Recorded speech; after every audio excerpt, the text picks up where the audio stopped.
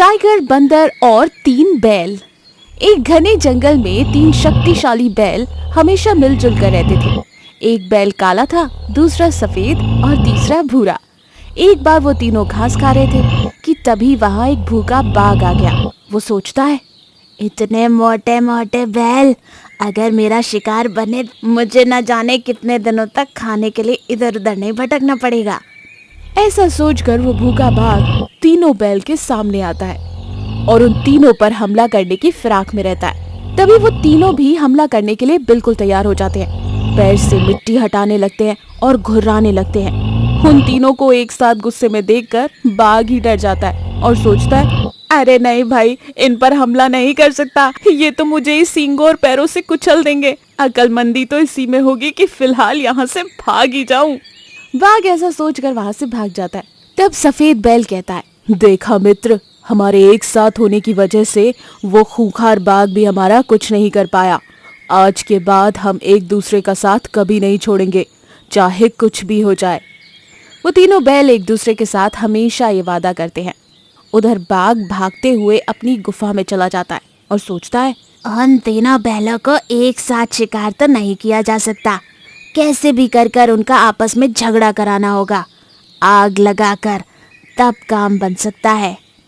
बाघ थोड़ी देर सोचने लगता है। तभी वहाँ लोमड़ी आती है। तभी बाघ मन में सोचता है, क्या लोमड़ी मेरा काम कर सकती है? पर नहीं, अगर इसने मेरा काम किया तो ये मांस में भी हिस्सेदारी मांगेगी। नहीं, मुझे किसी और को ये काम नहीं देना होगा। बाघ सोचता ही रहता है कि तभी उसकी नज़र पेड़ पर बैठे बंदर पर जाती है। वो बंदर जंगल में किसी से भी कुछ भी झगड़ा करने लगता था और इस काम में वो माहिर था। बंदर को देखकर बाघ बहुत खुश हो जाता है और बंदर के पास जाकर कहता है, बंदर, तुम्हें पता है जंगल में वो तीनों बैल है ना, उनकी दोस्ती बहुत पक्की है।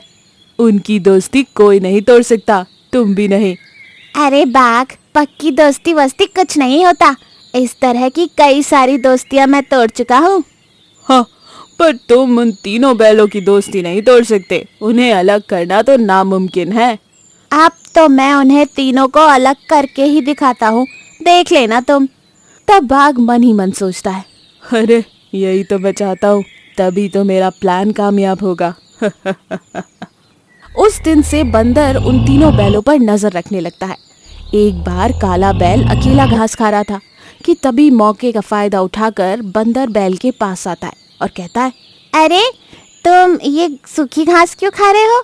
और उधर वो सफेद और भूरा बैल हरी हरी घास खा रहे हैं। और तो और तुम्हें काला काला कहकर तुम्हारा मजाक बना रहे थे। मैं अभी तो सुनकर आया हूँ, मुझे तुम्हारे लिए बहुत बुरा लगा, इसीलिए सोचा तुम्हें बताता जाऊं। बंदर की बातों में काला बैल आ गया था और वो गुस्से से अपने दोस्त बैलों की राह देखने लगता है। वो जैसे ही आते हैं, काला बैल झगड़ा करने लगता है। उन्हें कुछ समझ नहीं आता, आखिर ये सब क्या हो रहा है। तब काला बैल कहता है, मुझे तुम जैसे फरेबी दोस्तों के साथ नहीं रहना, मैं चला यहाँ से।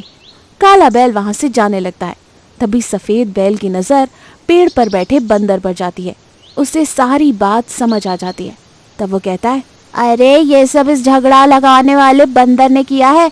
हमारा मित्र किसी मुसीबत में फंसने वाला है, चलो हमें उसके पीछे जाकर उसको देखना होगा।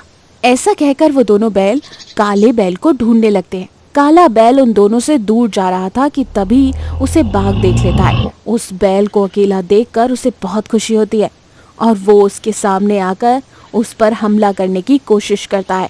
बाघ को देखकर काला बैल भागने लगता है। तब बाघ कहता है, अरे तुम मुझसे भाग नहीं सकते और ना ही तुम्हारे अब दोस्त आने वाले हैं तुम्हें बचाने। पर तभी दोनों बैल वहाँ आ जाते हैं।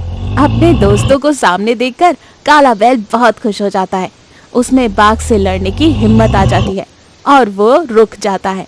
बाघ जैसे ही वहाँ पर पहुँचता है, सफेद बैल कहता है, अच्छा तो ये सब तुम्हारी चाल थी? उस बंदर को तुमने भेजा था हमें झगड़ा लगवाने के लिए? ये सुनते ही काली बैल को अपनी गलती का एहसास होता है।